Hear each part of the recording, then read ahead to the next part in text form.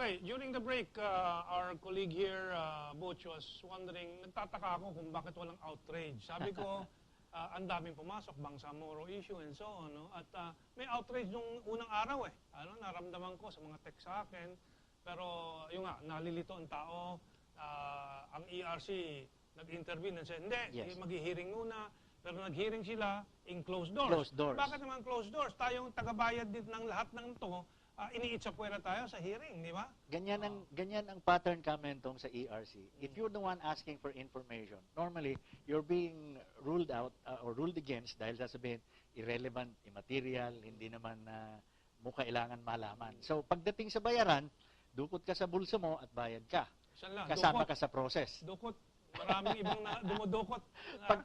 Pagkadating sa gusto mo ng paliwanag, wala na, you're already out. Pero issue tayo, pagka paliwanag ng hihingi, pag nagbabayad na tayo, ayun, talagang hinihila tayo lagi. Ano? Oo, but totoo yan, parang ang feeling ko na ang tao siguro naging kampante.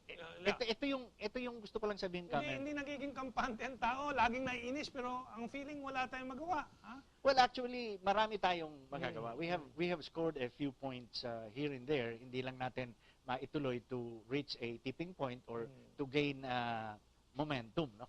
Pero about that action taken ng ERC and Meralco saying na ipopostpone namin, gagawin namin installment, staggered or deferred and staggered. Ang point ko dyan, we don't want deferred and staggered. We want it scrapped altogether. Particularly doon sa 75% na religiously naman nagbabayan. And this would be a little over 21 billion of the 26 billion na deposit. Now, let's review yung interest na from 10% na dapat binabalik sa atin either by discounted bill natin and so on, na naging less than 1% ang interest na ibabayad sa atin, all because of the act of ERC in 2010. Anong basis niyan, di ba? Actually, this is a great loss to the public and they are culpable. They are liable for this now. Yung sulat ko kamantong kay Chairman Ducot last October 17. Nandyan, yes, it was delivered to her office. I was asking specifically, ano ang dahilan? Bakit mo kinat from 10% to 0.5%? May madudukot ba? Si Dukot dyan. Diba? Wala ako pang nakikita kung mayroon man na nailalabas na sensible na paliwanag kung bakit nagkaganon. But anyway, ganyan ba ang touring nila sa customers na 5 million and including the ones in the other covered by the other franchises, no? Na ganyan lang ang touring nila. Ang 10% ng ating binabayad na kung interest yun per annum in the case of people who are paying 3,000 a month or 36,000 a year, 10% is 3,600 pesos para doon sa customer na yon. Ito pa ang isang masalimuot dyan, Kamentong, and it is part of my letter to Chairman Ducot. Kasi the 26.4 billion pesos could possibly be part of the funds that are used for the operation of the utility ng Meralco, and in other words, baka mayroong ini-impute na cost for the use of that money. So we have to make sure na at the time na ni-reduce to 0.5% yung interest, when they collect the WACC, 0.5% lang yung cost ng 26.4 billion pesos na pera na yon. Hindi 10% o 13%. Kasi talagang hindi lang tayo gisa sa sariling mantika, prinito pa tayo sa sariling kawali pagka ganun ang mangyari dahil pera natin ito kung saan babayaran tayo ng 1.5% na interest, pagkatapos yung pera na yon sisingilin pa tayo uli ng 10.3% interest at the minimum. Doon sa weighted average cost capital naman. Capital. So, na short change ka na dito, na overbill ka pa dito. And in fact, what you just mentioned a while ago, yung sinasabi mo, deposit, refund, or payment of interest on the deposit. If it is offset against your consumption, we have to be very sure that the power that is offset with it is paid for not from the regular operations. Because if that power is covered by the regular operations for which tayo ang nagbabayad under the annual revenue requirements, tayo pa rin ang nagre-refund sa sarili natin. It is going to be the same kind of the same kind of questions that we have been raising on the 30 billion refund, and it is the same kind of question and method that we have been asking as far as the other refunds are concerned. If the refund comes from cash flow and from regular operations, particularly if it is nominated or settled using electricity that we consume, then we are refunding ourselves, and the utility is insulated from the actual payment of the refund. Okay, mag-refocus tayo doon sa bill. Kaya po tinawag na bilk. In English, bilk is panloloko. Panloloko, no? So it's really a bilk deposit that we're discussing now, no?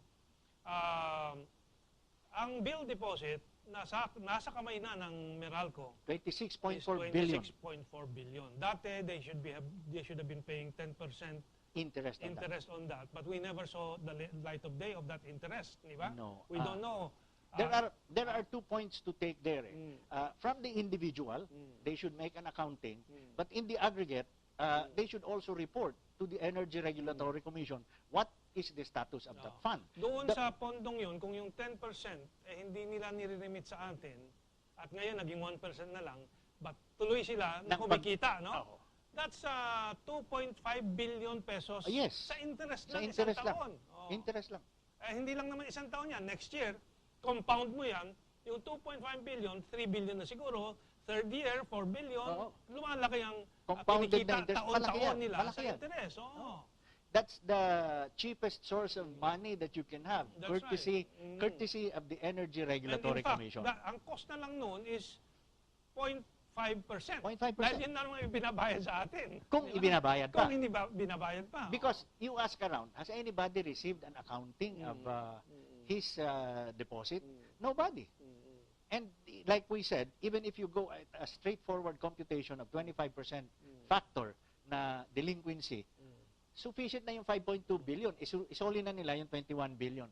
And even at that, we mentioned the provision for bad debts. For this year alone, regulatory year 2013.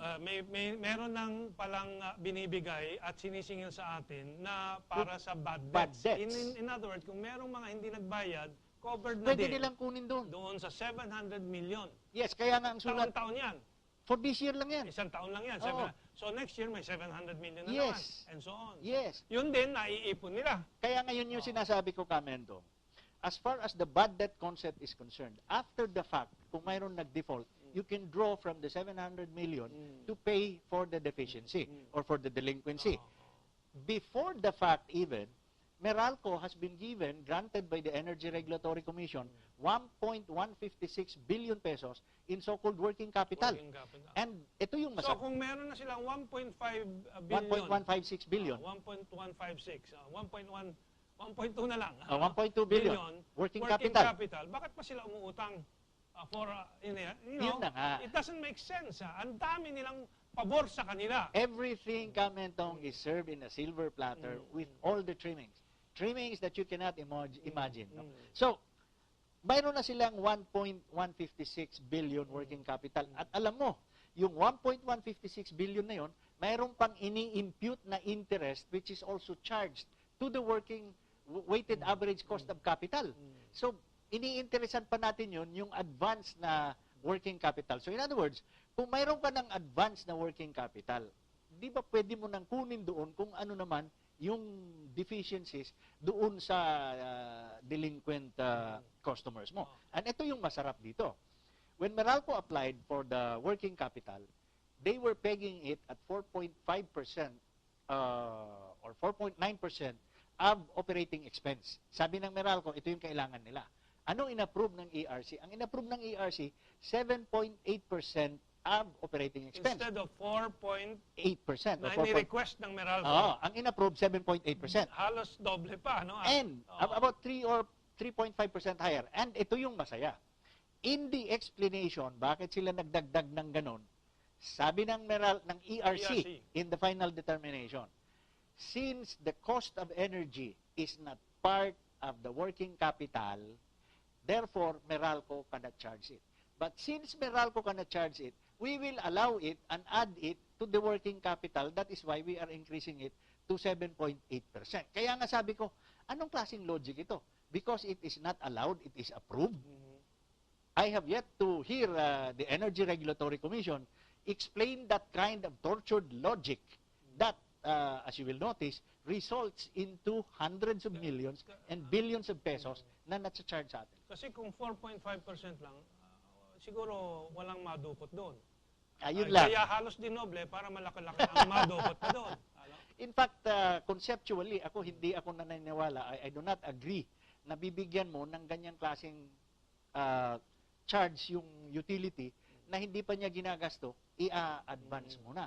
In the performance-based regulation, lahat ng expenses from loss to gain to profit to operating capital to asset base, all of those things are advanced. That is why in this particular year, regulatory year 2013, ang hiningi ng Meralco, ang ibinigay sa Meralco is 47 billion pesos. Lahat yan nakakarga doon. So, pinagsama natin lahat ng mga pabor sa kanila, 47 billion. 47 billion and a lot of them are questionable charges. Kaya ang maximum average price mo sa Meralco this year is 1 peso and 63 centavos per kilowatt hour. Kasi 47 billion, dinivide mo lang sa projected sale ng 30 billion kilowatt hours or thereabouts, it will result in 1.63. But, again, word of caution, the 1.63 per kilowatt hour, once it is subjected to the so-called rate translation process, some customer classes under the Meralco franchise consuming 401 kilowatt hours and above are going to pay 13 or 40 pesos, 13.40 or 13, 14, 15 pesos yes, per kilowatt hour. Because under the rate translation, these customer classes are going to pay something like 3 pesos and 40 centavos per DSM, while large industrial and commercial customers are going to pay 6 centavos per kilowatt hour. So the 163 is deceiving and misleading. Because once you break it up in the rate translation, as we had discussed before and as we had shown before, 70% of that cost is borne and shouldered by residential and commercial customers.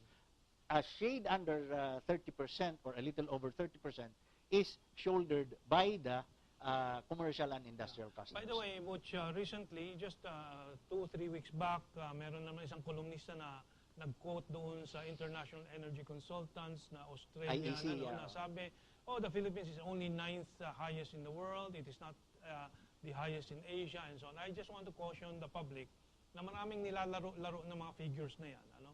But I think we can definitely say that up to this day, we're still the highest in Asia. And doon sa kinumpute, pinaliwanag lang ni Butch ngayon, kung 400 kilowatt consumption per month, you are most likely paying the highest in the world. In fact, a couple of funny distortions in the rate that we pay as residential customers. Always, Meralco had been telling us, and ERC has been propagating that argument of Meralco or supporting that argument of Meralco. Sinasabi nila, kasi nagkakaiba-iba ang rate because there is such a thing as cost of service. In other words, it costs less to serve the industrial and costs more to serve the residential. In one hearing, tinanong ko yung witness ng Meralco. Where I live, sa kanan ko, sabi ko, consumes 200 kilowatt hours. To my left, consumes 450 kilowatt hours.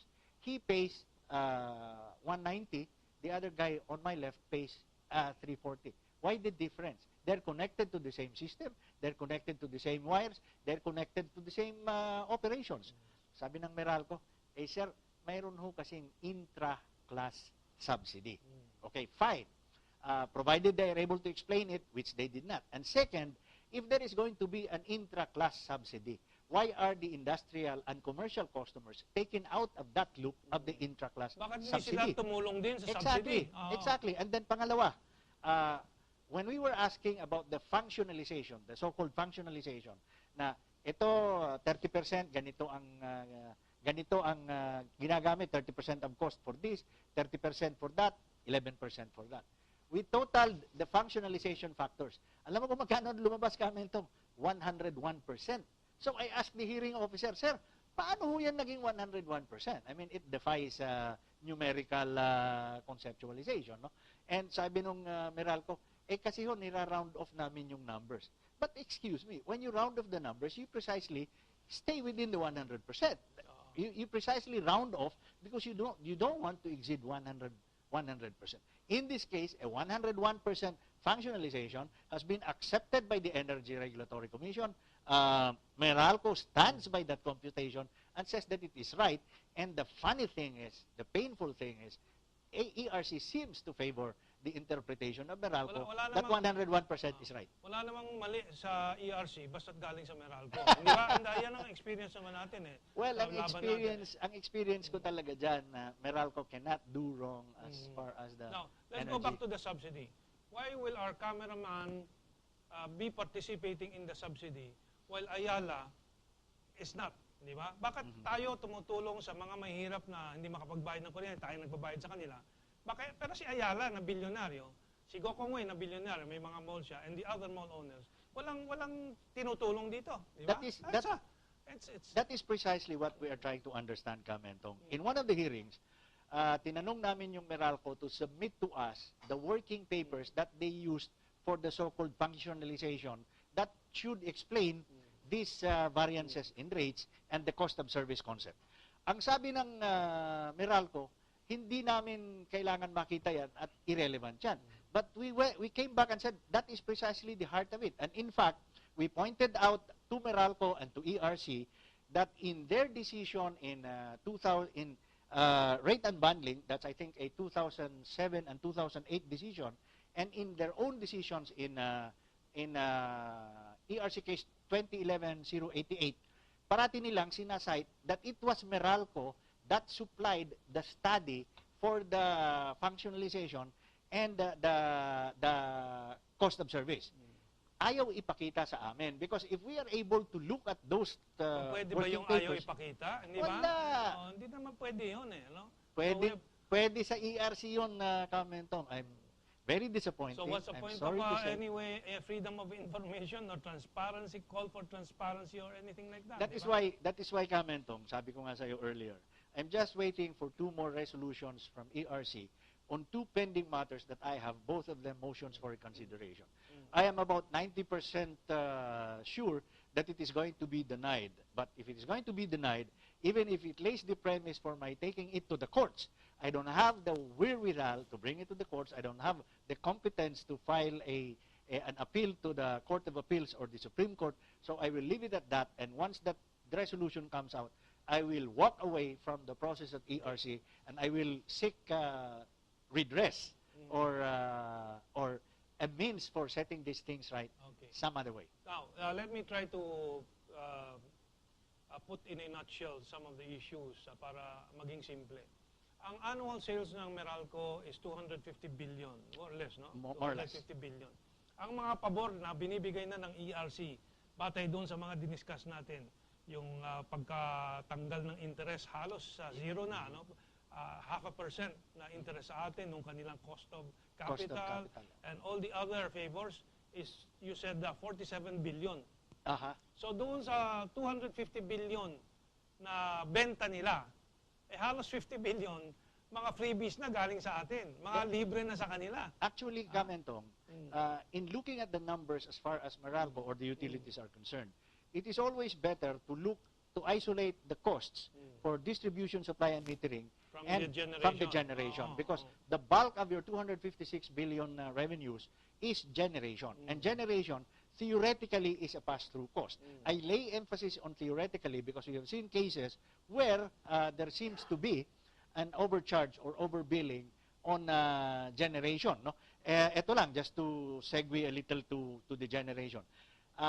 Mayroon nakapending na application ang Meralco ngayon sa ERC asking us to pay them 1.8 billion pesos in under recovery for generation for the year 2011. Under recovery, ibig sabihin ng Meralco ay kulang daw yung nasingil nila for the generation. So obligasyon natin. Obligasyon natin na bayaran. Pass-through cost yun. Look, the interest that they are asking us for the 1.8 billion is 8.2% or 8.3%. Because ang sabi nila, the interest is treasury bill rate plus 300 basis points. And I'm sure you know, as 100 basis points is 1%. So they're saying 8.2%. Kaya nga ang mangyayari, on the 26.4 billion peso deposit that we have, if you apply 0.05% interest, 1.5% interest, ang ibabayad nilang interest is about 132 or something million pesos. Lang. Million pesos. On the 1.8 billion, remember the other one is 26.4, and the 1.8 billion for 1 year na generation under recovery kuno, we are being charged 162 million pesos. And ito yung masaya. During the hearing, from the witness stand, tinanong ko yung witness ng Meralco. Sabi ko, ano ho ba yung computation nyo on a monthly basis, and can you tell us where you get the money to cover the deficit? Kasi ang presumption is nagbayad ka eh. Kaya nga hisisingil ka ngayon ng pampuno doon sa ibinayad mo or theoretically in advance mo. Hindi makasagot yung Meralco. The witness did not know the month-end closing kung magkano ang deficit, let alone being able to tell where the money that was used came from. Alam mo yung sagot sa akin, sir, sumusunod lang ho kami sa formula ng ERC. That's the usual pattern. They point to the ERC. So I couldn't help but say, excuse me, we're talking here pesos and centavos. We're not talking formulas. And I don't give, whether it comes from ERC or from anybody else. We're asking you specifically to account for the month-end deficit and where you got the money to cover it.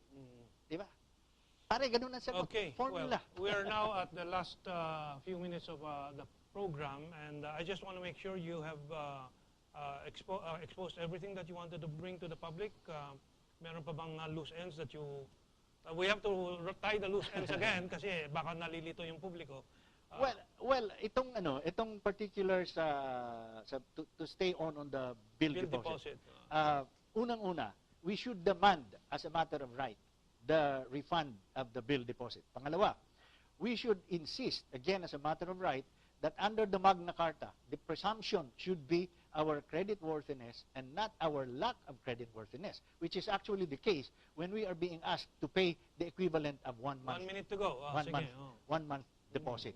And third, we should look very closely at the possible overbilling of the interest, the 0.5% vis-a-vis the WACC-aligned 10.3 to 13.8% interest. Kasi, for this year.